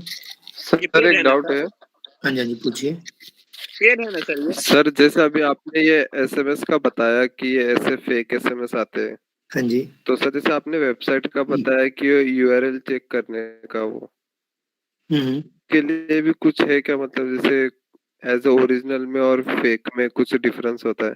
देखिए, नहीं, एसएमएस आप पहचान नहीं पाएंगे या परख नहीं पाएंगे आप एसएमएस, क्योंकि इधर एसएमएस में हमें नहीं पता कि मतलब किस सोर्स से आ रहा है, क्योंकि एसएमएस तो जेन्युइन ही आता है आपके पास, ठीक है। एसएमएस में तो जेन्युइनिटी पूरी होती है। तो बेसिकली है कि अगर कोई भी एसएमएस आ रहा है तो उसको आप स्कैनिंग कर सकते हैं कि ये रियल है, कि इसके पीछे कोई बाइंडिंग है या क्या है। तो लेकिन अगर कोई भी ऐसा स्पाईवेयर या ट्रोजन या मालवेयर आपके सिस्टम में इंस्टॉल हो जाता है, तो उसके बाद आप अपने फोन को, जो लैपटॉप को स्कैन कर सकते हैं, स्कैन करके उसको पैच कर सकते हैं कि उसमें कोई भी ऐसी चीज अगर आ जाए तो आपकी। तो मतलब जैसे अभी किसी एसएमएस में हमें अपने को जैसे लास्ट मैसेज ये लिंक दी वो कि ये लिंक पे क्लिक करो और आप यहाँ पहुंच जाओगे, तो अगर लिंक पे पहुंचे भी ना, बस एसएमएस को अगर आपने सिर्फ सीन कर लिया, नहीं, सीन कर लोगे तब भी देखिए, सीन करने से भी हो जाएगा, क्योंकि सीन करना भी एक वही है कि आपके उसके बराबर ही है। तो वही मैंने आपको भी समझाया कि इसमें जरूरी नहीं है कि हमारे पीछे कोई बैकग्राउंड पे लिंक होना कंपल्सरी नहीं है। बिना लिंक के हम डायरेक्ट किसी के भी फोन पे कोई भी मैसेज भेज के एपीके को अप्रोच कर सकते हैं और एक्सट्रैक्ट कर सकते हैं। Okay sir. तो सर इसमें चलिए, हमारा अगला जो टॉपिक, हाँ जी, हाँ जी, सर इससे बचने का मतलब जैसे अगर ओपन कर लिया तो बचने के लिए हमने एक टूल बनाया हुआ है। बचने के लिए हमने एक टूल बनाया हुआ है कि आप अपने फोन में अगर वो टूल डाल लेते हैं तो क्या है कि अगर आपके पास कोई भी एसएमएस आता है इस टाइप का, ठीक है, आप उसको रीड भी कर लेते हैं। रीड करने के बाद आपसे वो नोटिफिकेशन मांगेगा कि इसके अंदर कुछ ऐसा कंटेंट है, मैलिशियस कंटेंट है, आप उसको इंस्टॉल करना चाहते हैं या नहीं। अगर आप उसको फिर भी अलाउ कर देते हैं तो वो इधर आपके में इंस्टॉल हो जाएगा, अदरवाइज आपके पास नोटिफिकेशन आएगी, वो उसको इधर अलाउ नहीं कराएगा अपने आप से। क्योंकि अगर आपके में अगर वो वाला टूल नहीं होता तो वो डायरेक्ट आपके सिस्टम में इंस्टॉल हो जाएगा। लेकिन हमारे टूल से क्या है कि वो आपके पास नोटिफिकेशन देगा, एटलीस्ट आप हर चीज को स्कैन करके डाल सकते हैं। अच्छा सर, तो टूल कौन सा होगा? ये हमने अपना बनाया हुआ टूल, तो अगर हेलो। आपको परचेज करना चाहिए तो आप हमें कांटेक्ट कर सकते हैं। Hello sir, hello. हाँ जी, हाँ जी, हाँ कर जी, लेंगे सर। हेलो सर, सर आप उसका पैसा लेंगे हाँ नहीं? जी, हाँ जी, हाँ जी, बोलिए। टूल का पैसा लेंगे ना आप? हाँ जी, टूल का नहीं, पैसा जो लेंगे हमारे ना? स्टूडेंट्स हैं, देखिए जो हमारे स्टूडेंट्स हैं उनको तो हम लोग फ्री ऑफ कॉस्ट देते हैं सारे टूल्स। सर मेरे को एक डाउट है। हमको फ्री में मिलता है ना सर? हाँ जी, एक एक करके पूछिए। सर आपने जो हमको सर फ्री में मिलता है ना? हाँ जी, बोलिए। हेलो।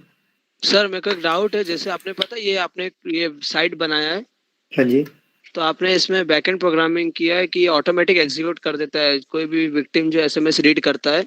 हाँ जी, तो पर्टिकुलर इस स्क्रिप्ट को हम लोग डायरेक्टली स्टॉप नहीं करवा सकते फोन के कोई रूट एक्सेस डायरेक्टरी थ्रू? जैसे कोई भी मैसेज आए तो स्क्रिप्ट एग्जीक्यूट ही ना हो। अगर आपके पास नॉलेज है तब आप उस स्क्रिप्ट को मतलब करा सकते हैं, लेकिन आपके पास कोई एसएमएस आया है तो आपको मालूम नहीं है इसके ना पीछे कौन सी स्क्रिप्ट रन कर रही है बैकएंड पे। हाँ तो सर कहाँ से करेंगे उसको? हाँ तो पर्टिकुलर इसका कोई सॉल्यूशन सर? सॉल्यूशन है, अभी आपको बताया कि हमने एक टूल आपको देंगे, तो वो टूल आप अगर अपने फोन में इंस्टॉल कर लेते तो हमारे पास से क्या दुनिया में कहीं से भी कोई भी ऐसा मैलिशियस कंटेंट आपके फोन में एंटर करना चाहेगा तो आपको प्रॉम्प्ट करेगा। आप अगर उसको इधर अलाउ करते हैं तभी इंस्टॉल होगा, अदरवाइज इंस्टॉल नहीं होगा डायरेक्टली। सर ऐसे एंड्रॉइड ऐसे आईओएस दोनों के लिए? हाँ, एंड्रॉइड और आईओएस दोनों के लिए। Okay sir. तो सर ये सिर्फ एसएमएस के लिए बोलेगा या बाकी जैसे मेल हो गया कुछ भी ये सबके लिए होगा? कोई भी कंटेंट आएगा, कहीं से कोई भी कंटेंट आएगा तो सर अगर आपके मेल से आता है या आपके व्हाट्सएप से आता है या किसी भी सोर्स से आता है तो सबके लिए आपको। सर हमको थैंक यू सर, हमको टूल कहाँ से प्रोवाइड होगा? टूल आप हमें कांटेक्ट कर लीजिएगा, विकास सर हैं तो विकास सर इधर आपको प्रोवाइड करा देंगे। सर कोई फर्दर इंफॉर्मेशन गैदर करना हो तो आप एक काम कीजिए, ये मैं स्क्रीन पे ना फोन नंबर अपने शेयर कर देता हूँ, तो आप फोन नंबर लिख लीजिए। ओके सर, कोई फर्दर इंफॉर्मेशन देना तो इसीलिए। हाँ, तो आप जितने लोगों ने इस सेमिनार को भी ज्वाइन किया है, तो आप लोग अपना ईमेल आईडी भी हमें अगर सेंड कर देंगे इंक्लूडिंग फोन नंबर, तो हमारी एक टूल किट आप लोगों को फ्री है बैच के लिए। तो हम लोग एक टूल किट भी फ्री है, ये आपके सामने फोन नंबर और ईमेल आईडीज आ गए। तो अपने हमारे फोन नंबर से अपनी ईमेल आईडी और अपना फोन नंबर भेज देंगे, तो हम लोग एक टूल किट भी फ्री ऑफ कॉस्ट प्रोवाइड कर रहे हैं। Okay, thank you sir. इसका यूज करके हम आपका हैक कर लेते हैं। आप मतलब हाँ सॉरी, आपके पास तो वो है लेकिन मेरे को मत करना यार।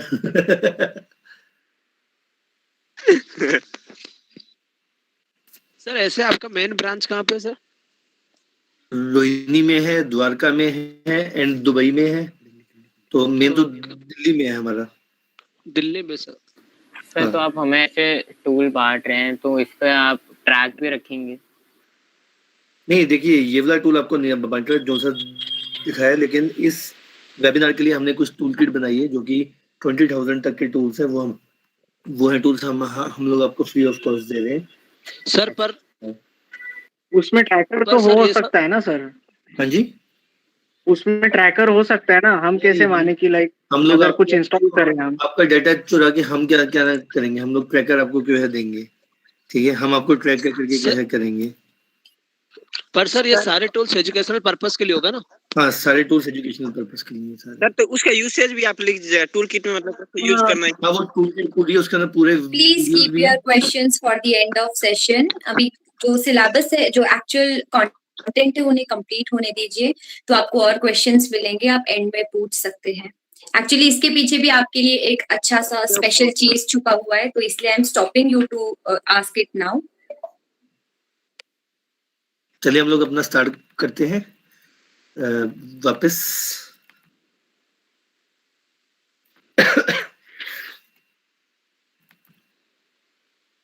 देखिए हम थे यहाँ पे पासवर्ड्स पे, कितना सिक्योर हमारा पासवर्ड है। ठीक है, आप लोग क्या है कि अपने पासवर्ड को रख लेते हैं, लेकिन आप नहीं जानते कितना सिक्योर आपका पासवर्ड है। अपने पासवर्ड को हमेशा ही, ठीक है, उसके कैपिटल लेटर्स का यूज करिए, स्मॉल लेटर्स का कीजिए, और इधर अल्फाबेट्स का कीजिए, और न्यूमेरिक लेटर्स का यूज कीजिए, और सिंबल्स का यूज कीजिए। और जितना लंबा आपका पासवर्ड होगा उतना आपका पासवर्ड सिक्योर होगा। एक हैकर की पूरी जिंदगी बीत जाएगी आपके पासवर्ड को तोड़ने के लिए। तो ऐसा मेरा मानना है, जितना सिक्योर आपका पासवर्ड होगा। तो देखिए यहाँ पे अगर मैं एक सिंपल सा पासवर्ड ट्राई करता हूँ, मैं सिंपल सा एक पासवर्ड ट्राई करता हूँ कि amit@123, तो देखो यहाँ पे मैं लिखता हूँ amit@123। 19 मिनट में एक हैकर इसके ऊपर पूरा अपना काबू पा सकता है, इसको क्रैक कर सकता है। तो ये बिल्कुल भी सिक्योर पासवर्ड नहीं है। ठीक है, और यहीं पे मैं एक पासवर्ड लिखता हूँ, तो आप देखिए कितना स्ट्रॉन्ग है।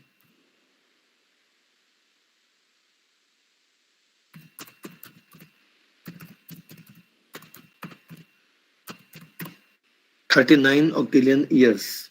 और ये मैंने क्या है लिखा, सिंपल सा वर्ड लिखा है, और इसके अंदर कोई मैंने न्यूमेरिक लेटर्स यूज नहीं किए, कोई मैंने अल्फाबेट्स तो किए हैं यूज, बट कोई कैपिटल लेटर यूज नहीं किया। मैंने एक सिंपल सा फ्रेज लिखा है, एक quick brown fox jumps over the lazy dog. तो जितना लंबा पासवर्ड होगा उतना आपका क्रैक करना टफ हो जाता है। तो आप देख सकते हैं इसको तोड़ने के 39 ऑक्टिलियन ईयर्स यूज होंगे। तो अगर हमें अपना सिक्योर एंड स्ट्रॉन्ग पासवर्ड बनाना है, तो आप देख सकते हैं नोटपैड में जाके यहाँ पे जो अमित @ मैंने 123 लिखा था, जो कि विद इन 19 मिनट्स में क्रैक हो सकता था, तो मैं इसके थोड़े से चेंजेस करता हूँ। एम को कैप्स कर देता हूँ, आई के बाद एक हैश वैल्यू लगा देता हूँ, और 1 के बीच में एक कैपिटल डी लगा देता हूँ। यहाँ पे मैं एक क्वेश्चन मार्क लगा देता हूँ, और यहाँ पे ए से पहले मैं साइन लगा देता हूँ। अब इसी पासवर्ड को मैं अपना कॉपी करूंगा और इधर लाके पेस्ट करूंगा। 400,000 ईयर्स। सिंपल सा मैंने क्या किया, थोड़ा थोड़ा चेंजेस कर दिया उसके अंदर, और उसकी स्ट्रॉन्गनेस इतनी इंक्रीज होगी कि वो आप देख सकते हैं 400,000 ईयर्स। ठीक है, तो इस टाइप से हम अपने आप को सिक्योर कर सकते हैं, अपने पासवर्ड्स को सिक्योर कर सकते हैं, ताकि एक हैकर की पूरी जिंदगी बीत जाए हमारे पासवर्ड्स को तोड़ने में। आगे बात करते हैं परमिशंस की। देखिए, हम लोग कहते हैं कि हम हैक हो रहे हैं, हमारा डेटा चोरी हो रहा है, हम इधर से उधर जा रहे हैं, तो वो क्यों हो रहा है? ताकि हम खुद परमिशंस देते हैं हर एप्लीकेशन को। ये एक व्हाट्सएप का पेज है आपके सामने। जब हम व्हाट्सएप इंस्टॉल करते हैं, आजकल कोई ऐसा इंसान नहीं जिसके पास व्हाट्सएप ना हो, ठीक है? हर इंसान व्हाट्सएप चलाता है, आप भी चलाते हो, मैं भी चलाता हूँ, सब चलाते हैं। लेकिन क्या है कि जब हमने फोन एक एंड्रॉइड परचेज किया, जब एप्पल का फोन परचेज किया, सबसे पहला सॉफ्टवेयर ही एप्लीकेशन ही हम लोग व्हाट्सएप डालते हैं उसके अंदर। क्यों डालते हैं? क्योंकि इसके बिना हम कम्युनिकेशन के बिना रह ही नहीं रह सकते हैं। लेकिन हमने ये कभी नहीं सोचा कि व्हाट्सएप ऐसा क्या करता है जो हमारी पूरी इंफॉर्मेशन ले लेता है। पहले व्हाट्सएप का कुछ इस टाइप से लेआउट आता था कि वो आपसे एक्सेप्ट कराता था, एक्सेप्ट कराने के बाद वो इंफॉर्मेशन ले लेता था, ठीक है? अब उन्होंने क्या किया, जब लोगों ने कोर्ट में उसके खिलाफ डाल दिया कि ना ये तो हमारी सारा डेटा चुरा रहा है, ये कर रहा है, तो उन्होंने कुछ इस टाइप से कर दिया कि अब आपका ये चीज नहीं मांगता। ये देखिए, अब आपके यहाँ पे सिंपल इंस्टॉल की ऑप्शन आती है, आप इंस्टॉल नाउ करेंगे तो इंस्टॉल्ड हो जाएगा। कहीं पे कोई एक्सेप्ट बुक से नहीं मांगता और कहीं पे आपकी परमिशंस नहीं दिखा रहा। लेकिन व्हाट्सएप क्या कर रहा है, अभी भी सब कुछ आपका ले रहा है। नीचे चलिए, तो नीचे जाने के बाद परमिशंस में जाके व्यू डिटेल्स पे क्लिक करिए, तो ये देखिए व्हाट्सएप आपसे क्या क्या ले रहा है। व्हाट्सएप कह रहा है कि आप मेरे को अपने सारे कॉन्टेक्ट्स दे दो, मैं आपके सारे कॉन्टेक्ट्स को रीड कर सकता हूँ, आपके अकाउंट्स को फाइंड कर सकता हूँ डिवाइस पे, आपके कॉन्टेक्ट्स को मॉडिफाई करता हूँ। हम कहते हैं ले ले यार, यस आई एक्सेप्ट। फिर व्हाट्सएप कहता है स्टोरेज की बात करते हैं, तो हम आपके स्टोरेज को मॉडिफाई कर सकते हैं, डिलीट कर सकते हैं यूएसबी का स्टोरेज, ठीक है? रीड कर सकते हैं यूएसबी का स्टोरेज, हमने एक्सेप्ट कर दिया। व्हाट्सएप कहते हैं डिवाइस एंड ऐप हिस्ट्री की बात करें में, वो व्हाट्सएप आपको कहता है कि आपके जितने रनिंग एप्स हैं मैं उनको ले सकता हूँ, हमने कहा यस। वाईफाई कनेक्शन की बात करें तो व्हाट्सएप कहता है मैं आपके सारे वाईफाई कनेक्शंस देख सकता हूँ, हमने कहा यस। फोन की बात करें तो वो क्या कहते हैं कि मैं मेरे पास इतनी पावर है कि मैं डायरेक्टली फोन कर सकता हूँ, कॉल कर सकता हूँ फोन नंबर्स पे, ठीक है? कॉल लॉग आपका रीड कर सकता हूँ, फोन का स्टेटस और आइडेंटिटी देख सकता हूँ, हमने किया एक्सेप्ट। माइक्रोफोन की बात करें तो व्हाट्सएप कहते हैं मेरे पास इतनी पावर दे दो कि मैं आपका ऑडियो रिकॉर्ड कर सकूं, हमने कहा यस। कैमरे की बात करें तो उसने कहा मैं टेक पिक्चर्स एंड वीडियोस, आपकी फोटोज और वीडियोस भी ले सकता हूं, हमने कहा यस। फिर इधर आइडेंटिटी की बात करते हैं तो ऐड और रिमूव अकाउंट्स, वो ऐड भी कर सकता है अकाउंट और हटा भी सकता है, लेकिन करता नहीं है।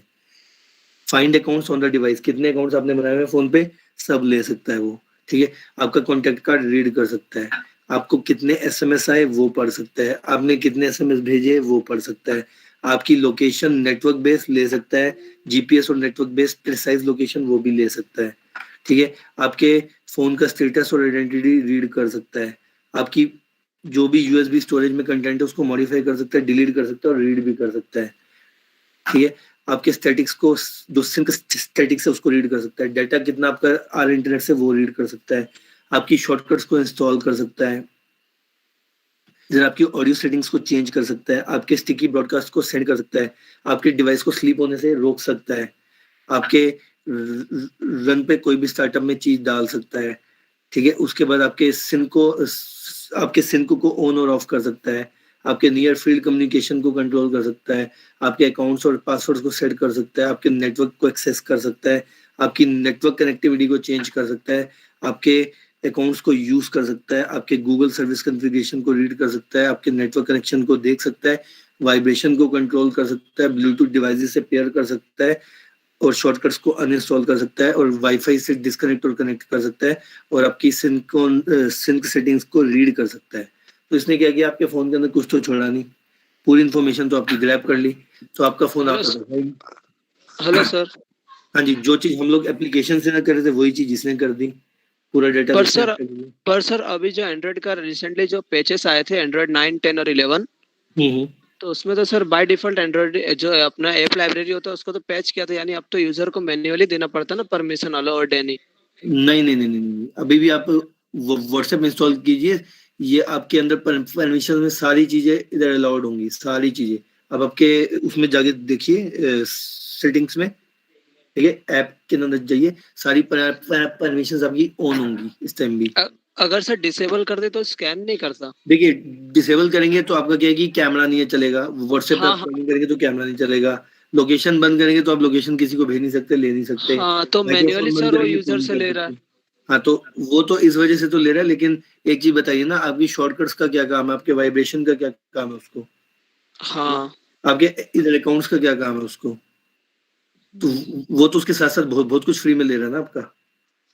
इस टाइप का फुल फोन ठीक है, कंट्रोल तो स्पेसिफिक रीजन है उसका, उसके लिए ले रहा है, फेसबुक ले रहा है, हर एप्लीकेशन ले रही है।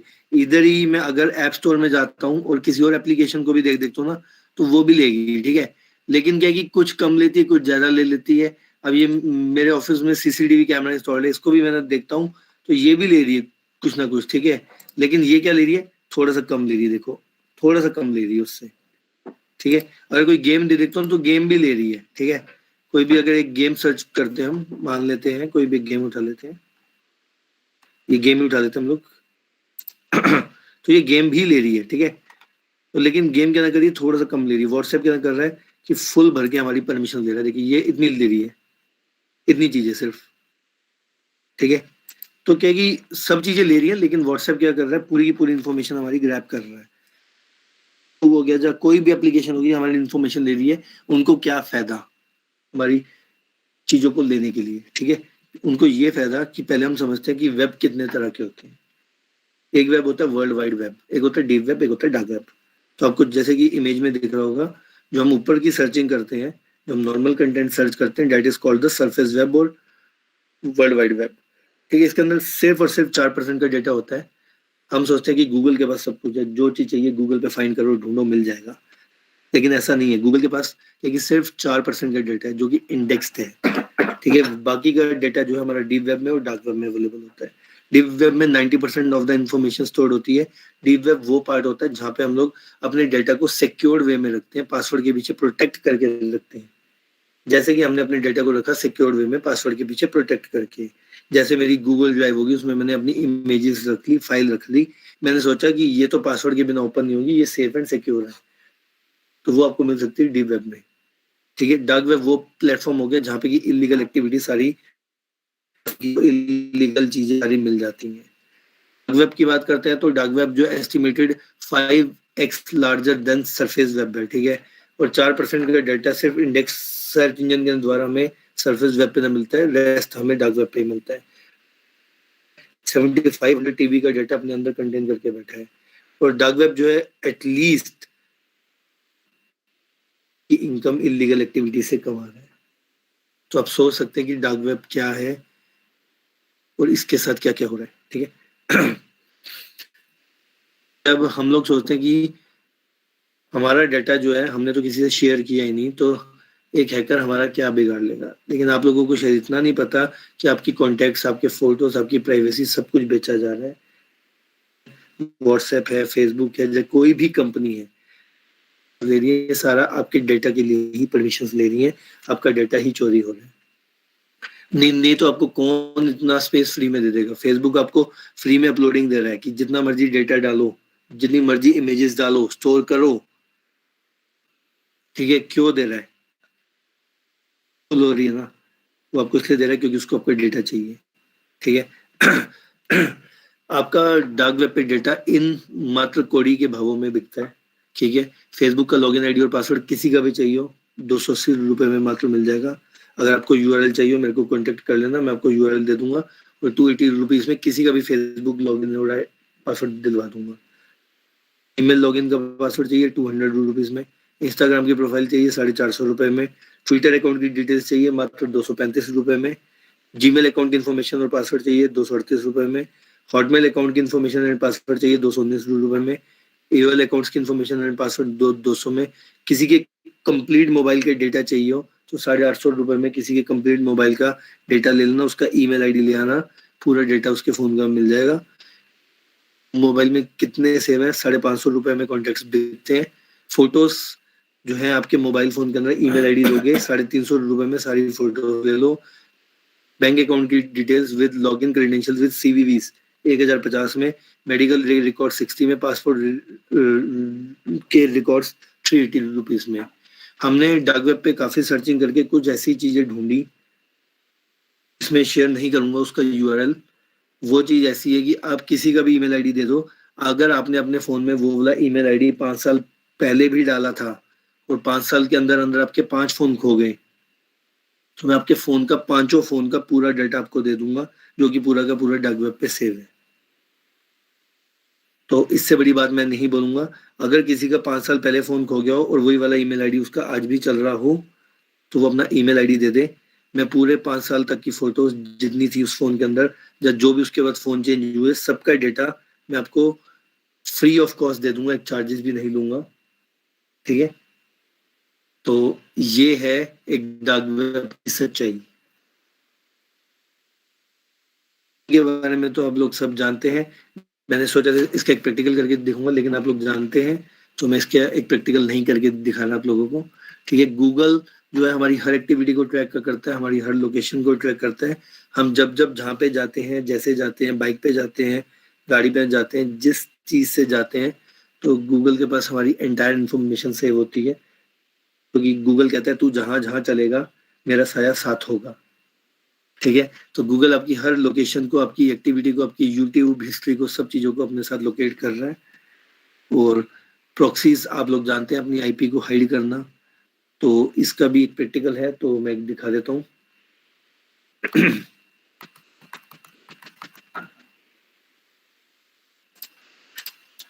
जैसे कि आप यहाँ पे देखेंगे google.com मैंने खोलता हूँ, तो यहाँ पे मैंने लिखता हूँ what is my IP address.com। मैंने यहाँ पे सर्च किया तो ये मेरी IP एड्रेस बता रहा है। ठीक है, मेरी लोकेशन भी आ गई है, दिल्ली एक्साइटल कंटेनेट है, तो this is my static IP। ठीक है, मेरी IP भी आ गई है। तो यहाँ पे क्या कि अगर मैं अपने आप को एनोनिमिटी मेंटेन करना चाहता हूँ, लेकिन एनोनिमिटी ऐसे मेंटेन नहीं होती सिर्फ प्रॉक्सी लगाने से। एक वेब आरटीसी नाम की बहुत बड़ी चीज होती है, अगर आप उसको यूज करते हैं तो आप एनोनिमस अपने आप को बना सकते हैं। और इधर काफी सारी चीजें होती हैं, उनके थ्रू हम अपने आप को एनोनिमिटी मेंटेन करते हैं अपनी। सिर्फ एक प्रॉक्सी लगाने से हम एनोनिमस नहीं होते कभी भी। अगर जो सोचता है कि मैं एक प्रॉक्सी लगा के अपने आप को बचा सकता हूँ, तो उसका सोचना बिल्कुल ही गलत है। तो देखिए हम कैसे अपनी लोकेशन को चेंज करते हैं। यहाँ पे मैं एक हॉटस्पॉट शील्ड नाम की एक प्रॉक्सी को यूज करता हूँ। तो यहाँ पे ये मेरी प्रॉक्सी एक्टिवेटेड हो गई है, और मैं यहाँ पे इसी साइड को रिफ्रेश करता हूँ, और रिफ्रेश करते देख लीजिएगा आप, हम लोग यहाँ से उड़ के चेंज होगी अपनी लोकेशन, और हमारी आईपी एड्रेस भी चेंज होगी। क्लियर है आप लोगों को? तो ये होता है पार्ट प्रॉक्सी का, कैसे प्रॉक्सी चेंज होती है। तो वापस हम लोग इंडिया आ जाते हैं प्रॉक्सी को ऑफ करके। मैंने प्रॉक्सी को स्टॉप किया, स्टॉप करते मैं फिर से रिफ्रेश करता हूँ, तो हम बैक टू इंडिया आ गए। तो ये था हमारा प्रॉक्सी का टॉपिक। और सोशल इंजीनियरिंग आप सब लोग जानते होंगे। सोशल इंजीनियरिंग एक बहुत बड़ा इधर एक्सप्लॉइट है ह्यूमन बिहेवियर के लिए, जिसके अंदर हम लोग किसी की भी कॉन्फिडेंशियल इन्फॉर्मेशन को एक्सट्रैक्ट करते हैं, जब लोग अनअवेयर होते हैं अपनी वैल्यूएबल इन्फॉर्मेशन को न लेके, और वो केयरलेसली हमें अपनी पूरी इन्फॉर्मेशन दे बैठते हैं। That is called social engineering. तो इसके अंदर एक होता है एव्स ड्रॉपिंग, जब हम किसी की भी कन्वर्सेशन को अनऑथराइज्ड वे में सुनते हैं, और सुन के एक इंटरसेप्शन टाइप का काम करके उसकी कम्युनिकेशन को हम लोग अपने पास ले लेते हैं। That is called the eavesdropping. And shoulder surfing एक अगला होता है, जिसके अंदर एक अटैकर किसी के भी पीछे बैठ के सीक्रेटली उसका पासवर्ड देखता है। उसका पासवर्ड हो गया personal identification number, account number, credit card की इन्फॉर्मेशन, कोई भी चीज देखता है। तो that is called social engineering. Dumpster diving होता है, जब हम किसी भी अपने इंपॉर्टेंट डॉक्यूमेंट को कूड़े के डब्बे में उठा के फाड़ के फेंक देते हैं। एक जब अटैकर हमारी वहां से ले लेता है, तो that is called the dumpster diving. और लाइव हैकिंग अटैक्स के लिए ये साइट है, आप नोट डाउन कर सकते हैं, fireeye.com। तो यहाँ पे आप जाके लाइव हैकिंग अटैक्स देख सकते हैं कि किस कंट्री से किस कंट्री पे लाइव हैकिंग अटैक्स हो रहे हैं। अगर व्हाट्सएप पे फेक कॉलिंग आती है किसी भी वेब कॉल से, किसी भी अननोन फोन नंबर से, तो उसको भी ट्रैक कर सकते हैं हम लोग थ्रू वायरशार्क सॉफ्टवेयर। तो इसका भी हम लोग सपोर्ट देते हैं। अगर आप लोगों को इसका भी सपोर्ट चाहिए तो इसका भी सपोर्ट मिल जाएगा। तो मैं विकास सर से रिक्वेस्ट करूंगा कि थोड़ा सा आपको प्रिवेंटिव मेजर्स दे दें सोशल मीडिया को लेके। ये बेसिक इन्फॉर्मेशन है जब आप सोशल मीडिया यूज करते हैं, हालांकि आप सभी बच्चों को पता ही है, फिर भी आप इसको स्टडी कर लीजिए ताकि आपको एहसास हो जाए कि कुछ अगर बेसिक्स हम गलत कर रहे हैं तो वो आगे ना हो सके। Block profiles from public searches, restrict who can find you via online search, limit what people can learn about through searching on net, log out after each session, do not share social media credentials, do not accept friend requests from unknown. कई बार हम सोचते हैं कि भाई हमारे 5000 friend हो जाएं, हमारी इज्जत बहुत बढ़ जाएगी, वैल्यू बहुत बढ़ जाएगी, और हम उन लोगों को भी फ्रेंड बना लेते हैं जिनसे हमारा कोई कंसर्न नहीं होता है, केवल एक डेटाबेस को इंक्रीज करने के लिए, अपनी वैल्यू को इंक्रीज करने के लिए। तो वो चीज हमारे पास नहीं होनी चाहिए। और जैसा कि सर ने पीछे बताया था कि आपको कोई भी सस्पिशियस लिंक पे क्लिक नहीं करना है, किसी यूआरएल पे लिंक नहीं क्लिक करना है, क्योंकि सेम वेबसाइट के नाम से, यूआरएल के नाम से आप अगर क्लिक करेंगे तो आप फिशिंग का शिकार हो सकते हैं। तो ये सारी बातें आपके दिमाग में होनी चाहिए। Keep the private settings of your social media profile at the most restricted levels, specially for publics and others. और लास्ट पॉइंट हमारे पास क्या आ रहा है, remember that information scattered over multiple post, photograph, status, comment etcetera may together reveal enough about you to able a fraudster to steal your identity